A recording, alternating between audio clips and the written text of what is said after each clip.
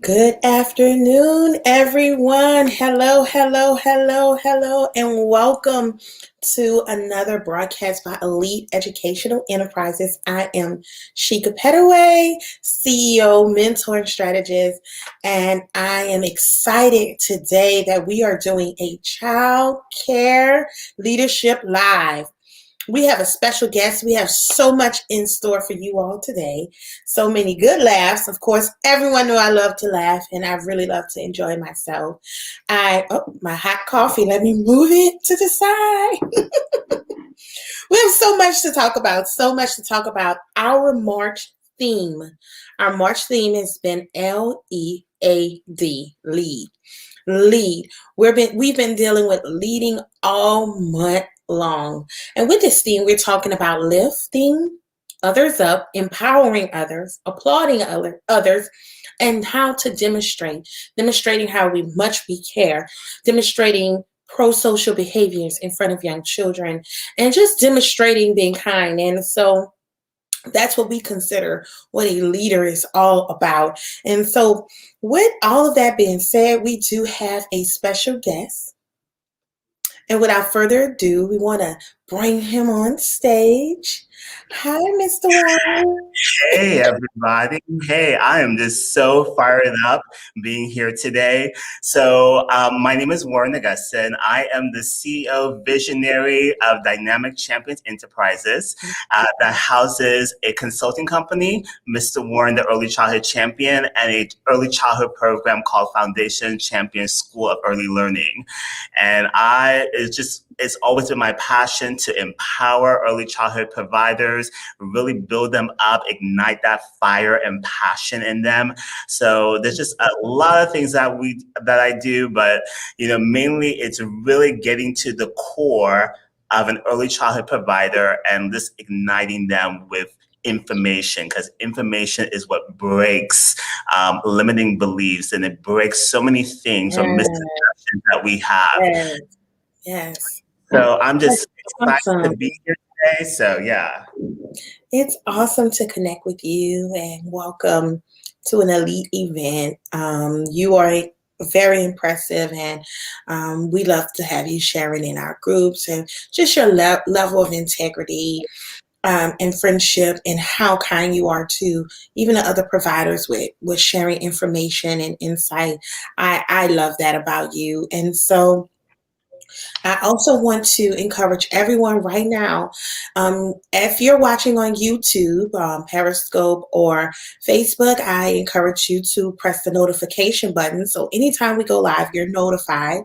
I do pop-up trainings where you can get free hours.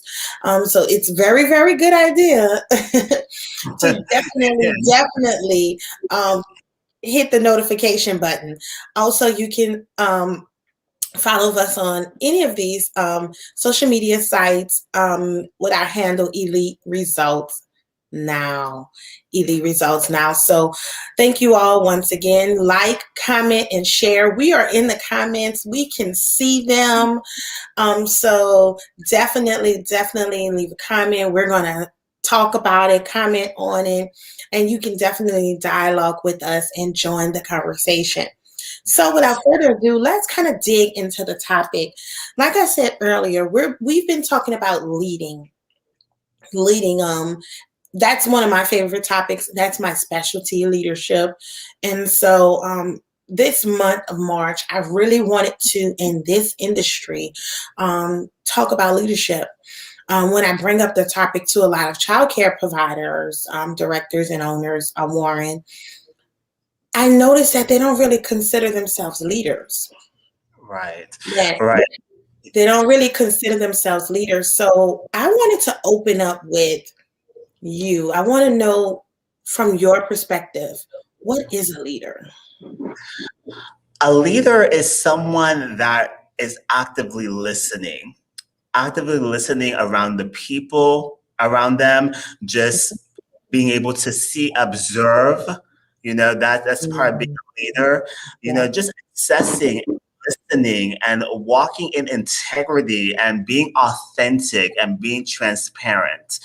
Those are the major components that I believe a leader is. Just really being a problem solver, active listening, and then asking if they would like feedback, because not everybody wants feedback, but being able to produce constructive criticism to empower another individual. Yeah. Yeah. That active listening is key. You can't really be a leader if you're not a great listener. That's how you connect with your followers. Rule of thumb, you have to be able to see people. In order to see them, you have to hear them, and not just hear them, but listen. Really listen when they're silent. Listen when they can't really articulate how they're feeling or what they can and cannot do. In order to effectively train, I've learned how, especially in a childcare environment, how to just see people. Some people it's just not going to say, I need help. But as the leader, I'm designed to still find a way to get through to you. And that's how we still take things to the next level and take it up a notch. And so that's why I was really, really led to talk about L.E.A.D this March and lifting others up as a way of connection, empowering, applauding, and this demonstrate. And so today is all designed to talk about demonstrate and just I find that one is so hard because sometimes we're good at saying what to do. That is so true. So true.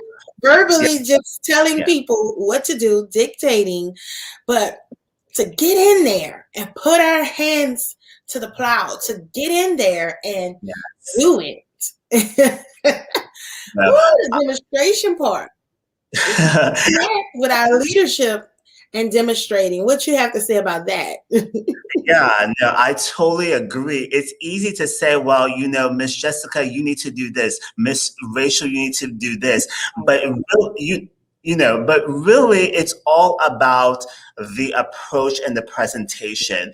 We don't know everything. Not everybody knows everything. And what from my experience as working in this industry, what I believe is true that, okay, this person should know this is common sense. Not everybody knows everything. So I, as a leader, I tend to treat everybody like they don't know and really walk them through the steps. So for example, if I have a new employee in my program, I walk them through the processes. I walk them in the classroom. This is our I walk them through like if they don't know, because we cannot, as a leader, have this idea that, oh, it's common sense, they should know. You understand what I'm saying? Yeah, I do. I think that's key. That hands-on. Everyone learn at different levels. I've coached people and been a manager for years, and I've learned. Even in one-on-one training and coaching someone that you're a manager over, leader over, I've had people to see me do something and can instantly pick it up and do it. Some people, I have to tell them the steps. They will follow if I say, okay, step 1, do this, then next. They can take the 4-step, the 5-step directions. Some people get lost in that. Then I found there was a group of teachers that I would have to type this out and keep this posted in the classroom so they can refer back to it. I found it so many different styles of the way people catch things and learn it and actually keep it. Sometimes, under pressure, you'll see them do things because you're maybe the manager, the boss, they would be able to do it under pressure. But I want it to become a lifestyle. I want hand washing in the classroom to become natural. So not because licensing's there, not because I walk into the room or on the scene, but because it's a part of your everyday experience with the kids. So if you're there or not, we automatically know, because at a certain time, if you're saying we're going outside and you normally wash hands before, all the kids just start lining up. Because Right. that's what they do at that time. Right. So Yeah. that's demonstrating. That's really getting it into the heart of a person. Mhm. And sometimes, yes, you'll have to do daily follow-ups and re-encourage this person to get back on target if they're falling off. But it all starts with the leader being able to demonstrate and being able to coach, teach, and train exactly what is needed to be in compliance. So, what are some leadership traits you feel we need to demonstrate more in childcare?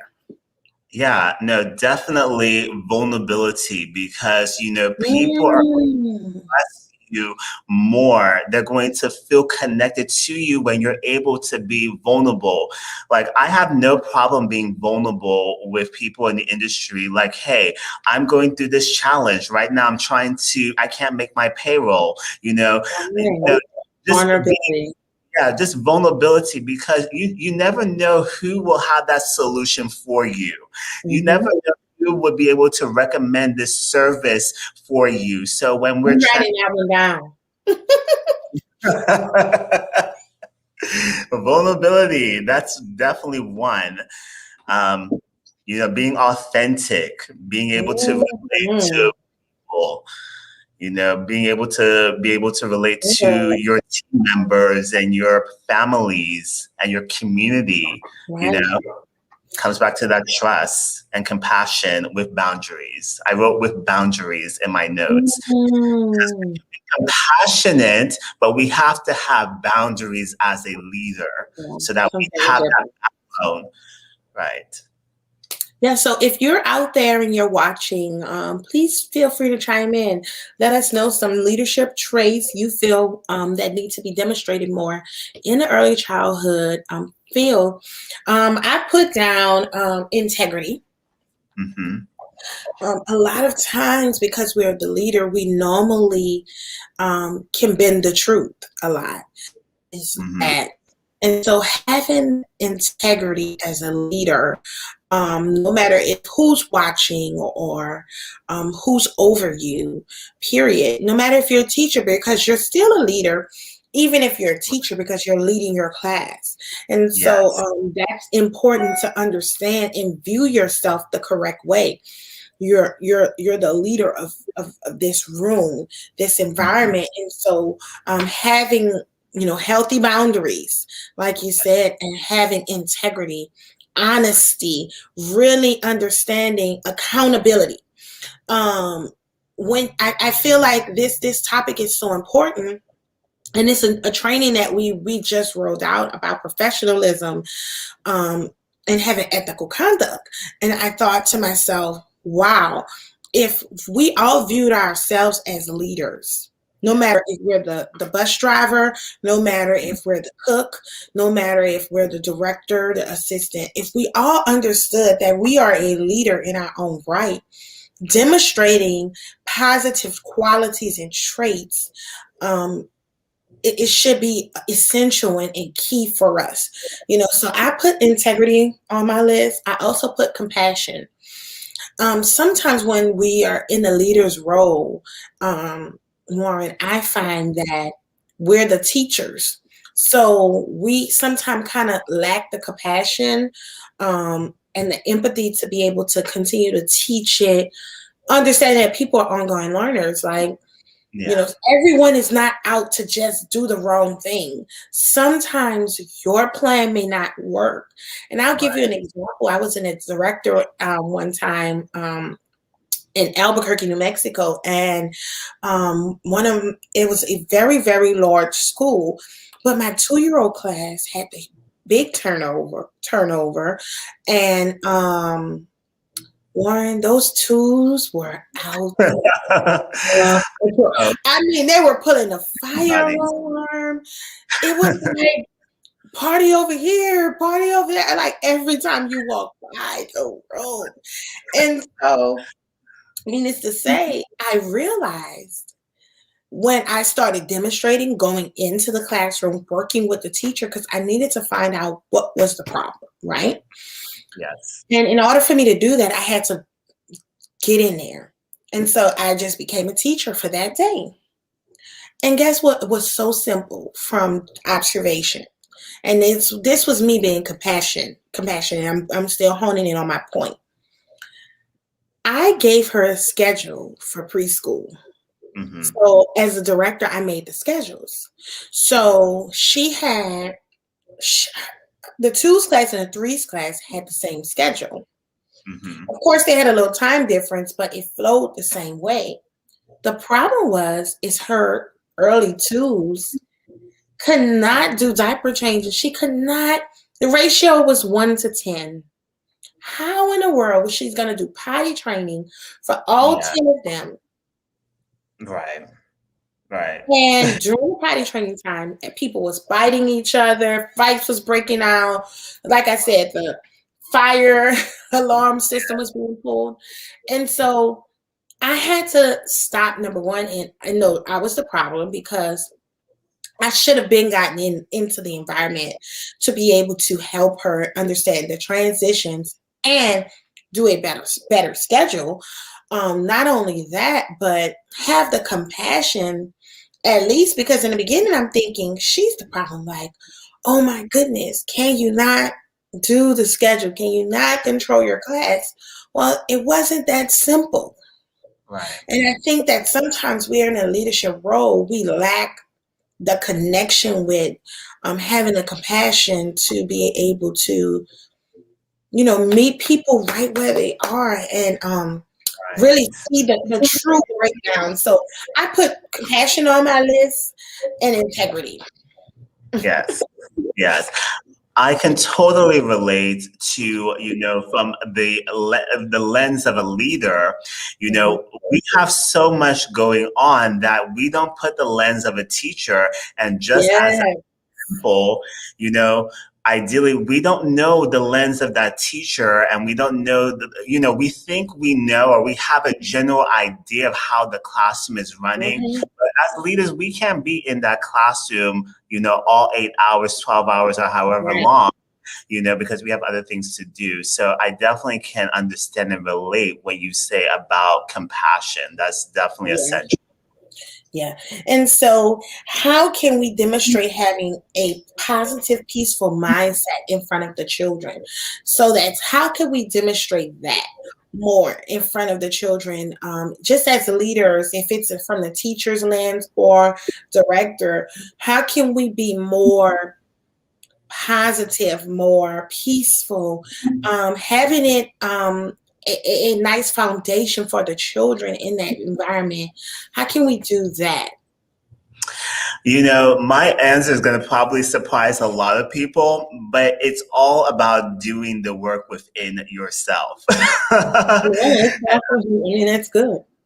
Yes, and I'll go a little bit more in depth. It's really before coming into that classroom or coming into that program, really get yourself grounded, because as we know as educators, the children can pick up on that energy. They can pick up if you've been frazzled, they could just pick up on all of that. So I would just really recommend, providers, educators to really, to kind of set the scene is kind of get yourself right.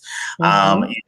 Doing like a daily growth practice, and really finding those areas that Yeah. you need to work on, because that's going to resonate in the classroom, and it's going to, once you kind of know those areas that you need improvement in and start working upon them, that is going to be able to open your lenses, your eyes, and see how the flow of your classroom is going to be, because the children can pick up on energy.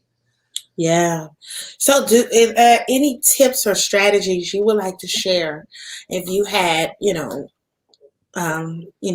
little more time? I know you would have an entire presentation for that. But Yeah. tips or strategies you would like to share with our viewers today and anyone that may re-watch this live on how they could be a better leader in the early childhood field? Yeah, no. So I basically just wrote in my notes, really being an active listener, because when you're an active listener, that's where you are able to produce the opportunities. From a leader perspective, like listening to your parents and your teachers, and an idea will come up in your brain, like, oh, we need to kind of start institutionalize this new practice or this new policy, Yeah. because can kind of see that if we don't have a policy soon, that it's going to become an issue in the program. Um, don't have your hand in everything, and never compare yourself to another individual, another teacher, another, because we all have a fair opportunity. As you mentioned at the beginning of the call, we are all leaders, and we're all walking on the same, we are all walking on different paths. So, Yeah. someone may be able to do it quicker, but that doesn't disqualify you for where you're going, if that makes sense. Mhm. Yeah, Yeah. so never doing, yeah. And never give up on your dreams. Never give up on your dreams. Do not discount the process. I don't want to talk too much on this topic, but COVID was, we had, Mm. but a lot of people, and I will give our industry credit, they took that opportunity to level up. And it's really taking those times of tragedy and really using it for your advantage. Because I've had a lot of people tell me, if it Yes. pandemic, I wouldn't been able to do that director credentialing course, because I had some downtime. And yes, their season ended as a teacher, but then in August and September, they walked into a director position because they had that It's downtime to take care ready. of that they need to do. Yeah. Wow, amazing. And so I do thank you so much, Warren, for joining us today. Just a few announcements before we leave. I do have a new book that I'm promoting. My new book is Pioneering 7 Leadership Essentials for Innovative Leaders. It'll be released April the 10th. Right now, we're doing pre-orders for the book. The book is now $12.99 with the pre-ordering. So you can go to my personal website at any time, SheikaPetteway.com, or you can go to EliteRevive.com/pioneer, and you can order this book. If you're looking to level up your leadership skills, if you're looking at any way to just go to another level as a leader, get new strategies for leadership, I would definitely recommend the book. Also, on Monday, we will be starting our lead challenge within Elite Education.